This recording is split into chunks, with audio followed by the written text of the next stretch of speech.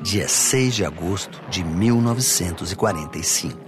O impensável acontece. No final da Segunda Guerra Mundial, os Estados Unidos lançam uma bomba atômica sobre Hiroshima, no Japão. –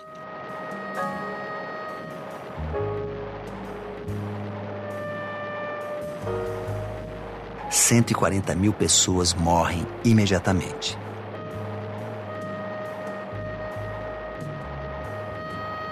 Três dias depois, outra cidade japonesa, Nagasaki, também é aniquilada por uma bomba. Mais 80 mil são mortos.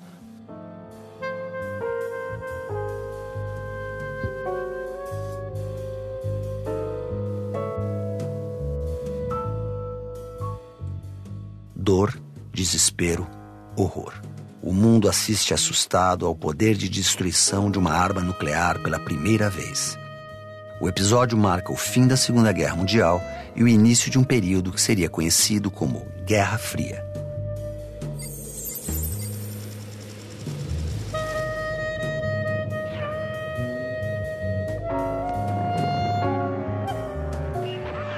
O mundo ainda estava em guerra quando os líderes dos países envolvidos participaram de conferências secretas. O objetivo era assegurar o fim rápido da Segunda Guerra e repartir o poder sobre os territórios.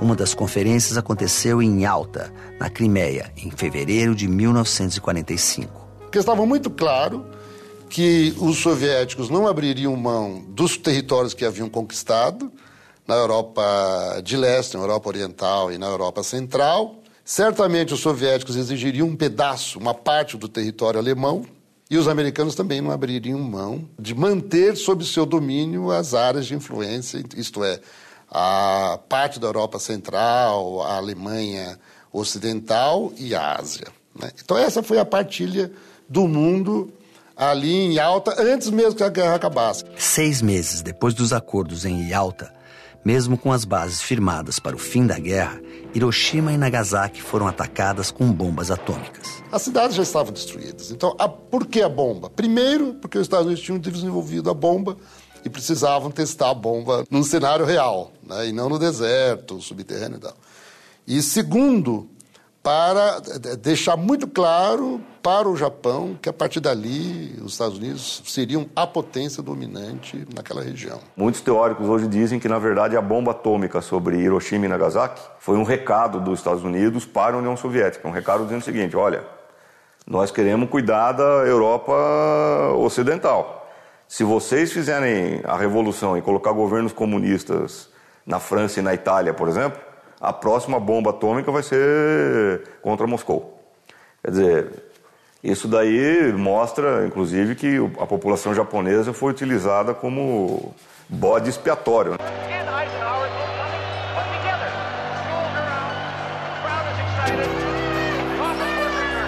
Aliados na Segunda Guerra contra a Alemanha nazista, Estados Unidos e União Soviética saíram vitoriosos. A União Soviética havia perdido 20 milhões de civis e militares na guerra e começava um período de reconstrução. Já os Estados Unidos contavam com uma vantagem única: não ter tido guerra em seu território. Com isso, o mundo ficou dividido entre essas duas potências. Quer dizer, elas definiram o novo quadro político de alianças, de regiões de influência, porque elas foram as vencedoras da Segunda Guerra Mundial. It is fundamental that all military commanders must be governed by our laws and the constitutional guarantee of civilian control over the military. Mas assim que a guerra acaba, os aliados se tornam inimigos. Se antes Estados Unidos e União Soviética estavam do mesmo lado, agora dão início a um longo período de ameaças e conflitos. O mundo está dividido em dois. Então aí você tem como principal episódio, digamos assim, de toda o pós-Segunda Guerra Mundial, foi a divisão da Alemanha. A Alemanha foi dividida em dois países, uma parte ficou sob a influência soviética, a outra parte ficou sob a influência dos Estados Unidos, e a divisão da Alemanha prova que já naquela época, em 45, 46, logo após a guerra, não havia mais diálogo possível, quer dizer, o conflito era evidente. A impossibilidade de acordo fez com que a capital da Alemanha, Berlim, também fosse dividida. Um lado era capitalista, o outro vivia sob regime socialista. Mais tarde, em 1961, o governo soviético ordenou a construção de um muro, impedindo a saída para o lado ocidental. O Muro de Berlim foi um dos maiores símbolos da Guerra Fria. A disputa entre Estados Unidos e União Soviética envolvia mais do que a influência sobre outros países. O que estava em jogo era a expansão de dois sistemas de governo opostos, o capitalismo e o socialismo. O modelo capitalista tinha mais abundância, mais diversidade na economia, mas era mais desigual. O modelo socialista, ele era mais igualitário, mas ele tinha menos abundância. Tinha menos variedade de produtos na prateleira do supermercado. De um lado, você tinha um sistema funcionando com base na ideia da propriedade estatizada, do igualitarismo, das pessoas terem direitos iguais e não poderem ser discriminadas pelo dinheiro. E, de outro lado, a ideia da felicidade individual, cada um lutar pela sua própria felicidade. Não tem esse negócio de igualitarismo, é cada um por si, e a liberdade é a liberdade individual. E são dois ideais completamente distintos, né? Então, um é a igualdade social, o outro é a liberdade individual. Uma das expressões que melhor definiu o período da Guerra Fria foi dita pelo filósofo francês Raymond Aron: paz impossível, guerra improvável. Mas, se os regimes políticos opostos tornavam a paz impossível, por que a guerra era improvável? Vamos recordar que os Estados Unidos desenvolvem primeiro a bomba atômica, mas em 55, 56, a União Soviética já tinha a sua bomba nuclear. Calcula-se que no auge da Guerra Fria, as duas potências juntas poderiam destruir a vida sobre a Terra 60 vezes. Então, é óbvio que um confronto direto entre as duas potências seria o fim do mundo.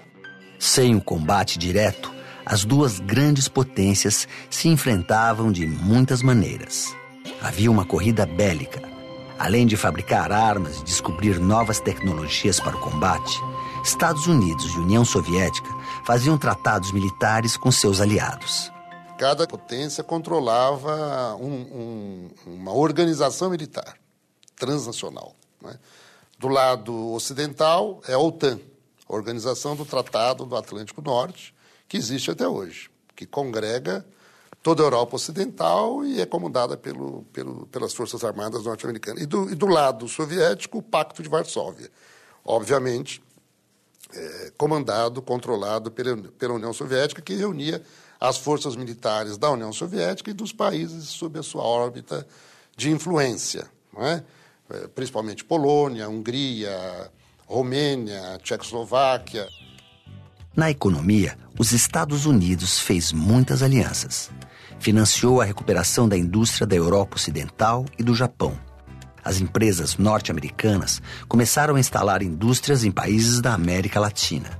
Já a economia da União Soviética dependia do sucesso dos planos do governo. Todos os esforços eram para erguer a indústria de base soviética e sustentar a indústria bélica. Os Estados Unidos e a União Soviética tinham também como estratégia de enfrentamento apoiar guerras em outros países. Foi o que aconteceu em 1950, no primeiro conflito armado da Guerra Fria, a Guerra da Coreia.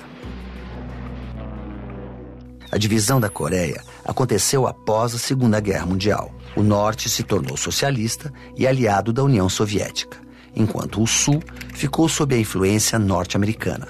Mas a divisão gerou conflitos. E a guerra começou quando os norte-coreanos, com o apoio da China e da União Soviética, invadiram a Coreia do Sul. Os Estados Unidos reagiram imediatamente enviando tropas. Essa guerra, como nós sabemos, do jeito que ela começa, ela termina, isto é, sem resolver o conflito. Nem os comunistas do Norte venceram os ocidentais, né, do Sul, e nem os ligados ao mundo capitalista do Sul venceram os comunistas. Então, a Coreia permanece exatamente dividida como ela era. Em Coreia do Norte e Coreia do Sul até hoje. Talvez seja o retrato do que foi a Guerra Fria.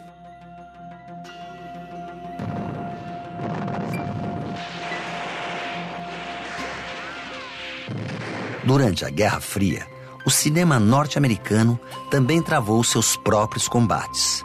O Departamento de Defesa dos Estados Unidos apoiou várias produções que enalteciam o heroísmo americano. Porque o cinema molda valores, ela cria cultura de massa. Então a cultura de massa surge com o cinema. E do ponto de vista cultural, aí é que eu acho que houve uma disputa desigual. Porque os Estados Unidos, né, já tinham na Segunda Guerra Hollywood. Tanto é que se você se baseia só em Hollywood para aprender sobre a Segunda Guerra, dá a impressão que os Estados Unidos lutaram sozinhos contra os alemães. O cinema de Hollywood, ele omite, né, o heroísmo da União Soviética, sem o qual o desfecho da Segunda Guerra teria sido outro. Nas décadas seguintes, Hollywood criou muitos heróis para combater as ideias socialistas.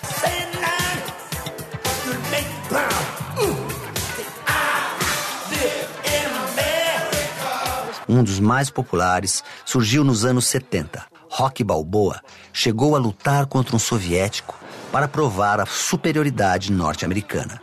O lutador russo tinha até nome de vilão, Drago.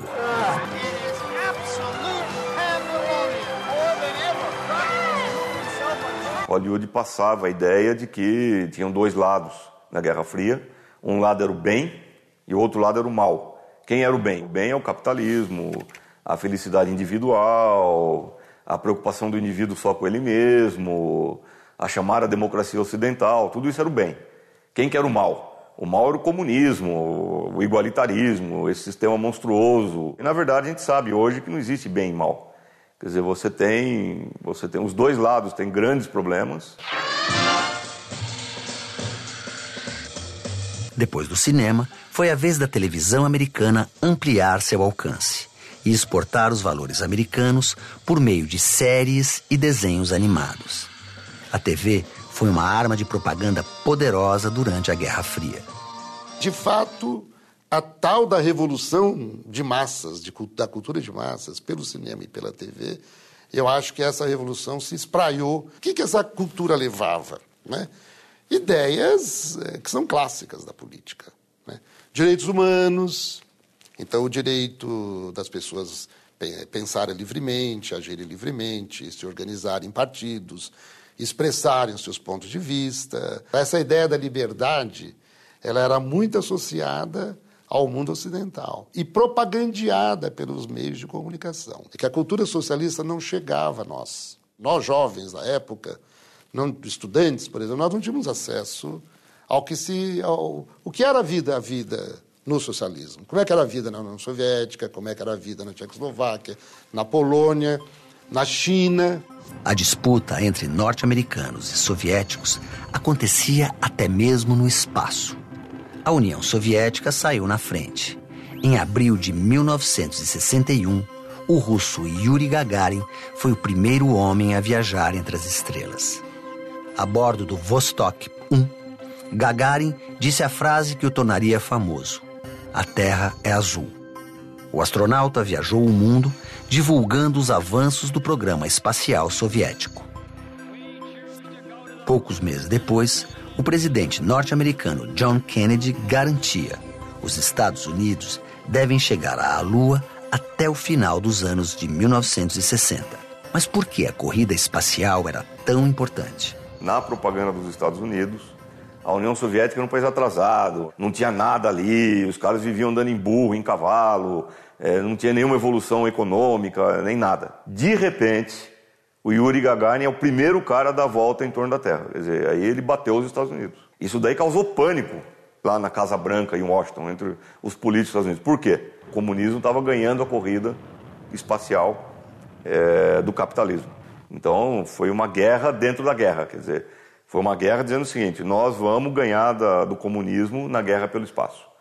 Não tinha nenhuma importância científica ir para a Lua. A União Soviética chegou na Lua antes dos Estados Unidos, porque ela mandou robô para a Lua. Isso pouca gente sabe. Mas os Estados Unidos queriam que um homem fincasse o pé na Lua e botasse a bandeira dos Estados Unidos na Lua por causa da propaganda.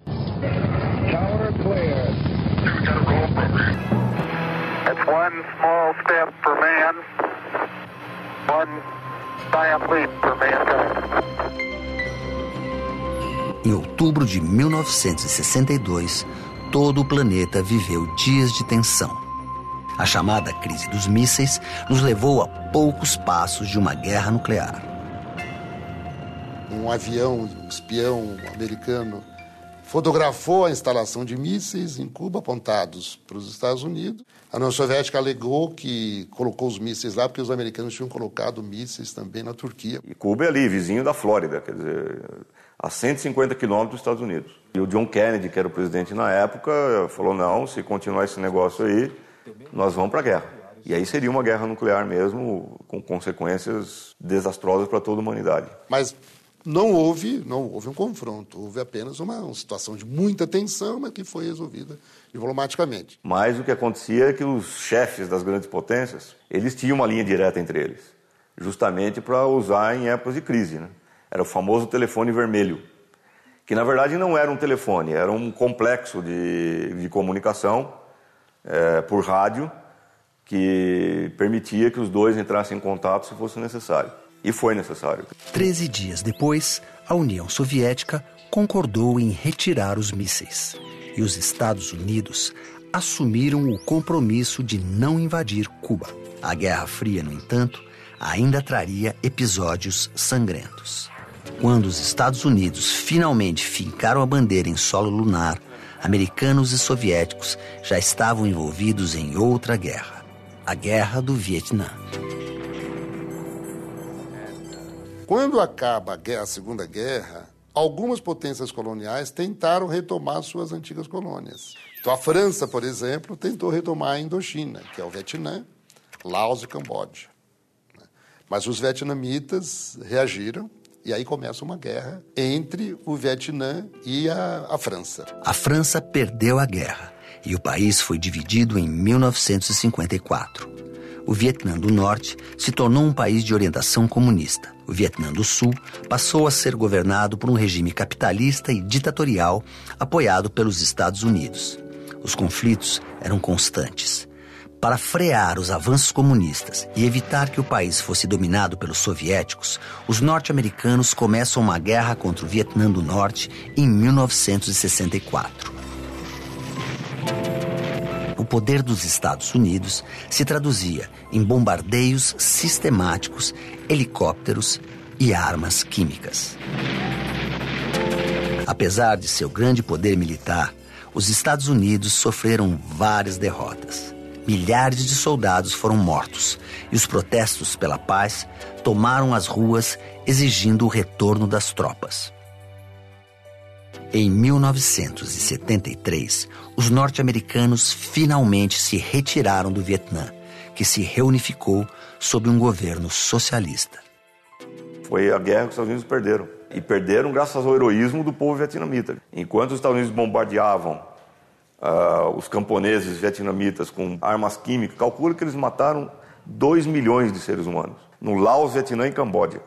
Como é que essas tropas foram derrotadas? Foram derrotadas por camponeses armados com bambu, às vezes com lança, com pedra, com armadilhas que eles faziam no meio da mata. Era o povo vietnamita querendo o seu direito à terra, o direito à sua vida e a existência de ditadores que eram pró-Estados Unidos que queriam impedir isso. A União Soviética também não é anjinho, quer dizer, ela usava os povos também para fortalecer as suas posições. Os anos de 1960 e 70 trouxeram novos valores e atitudes. Manifestações contra as armas nucleares aconteciam nos Estados Unidos e na Europa, especialmente na Alemanha. Os hippies levavam às ruas o lema paz e amor. Em maio de 1972, Estados Unidos e União Soviética firmaram o primeiro acordo para desarmamento e controle de fabricação de armas nucleares. Ao longo dos anos, viriam outros. O fim da Guerra Fria envolveu acontecimentos como a queda do Muro de Berlim, em 1989, e a fragmentação da União Soviética, em 1991. Além da certeza de que a vida na Terra poderia acabar em um instante, a Guerra Fria deixou outras marcas. Essa corrida armamentista provocou, nos dois lados, uma modernização, um avanço em termos de ciência, tecnologia, como nunca se havia assistido na história da humanidade. Por exemplo, vou falar de 2 aplicativos tecnológicos que foram desenvolvidos nessa corrida armamentista. Primeiro é o GPS. E outra coisa é a internet. Onde nasceu a internet?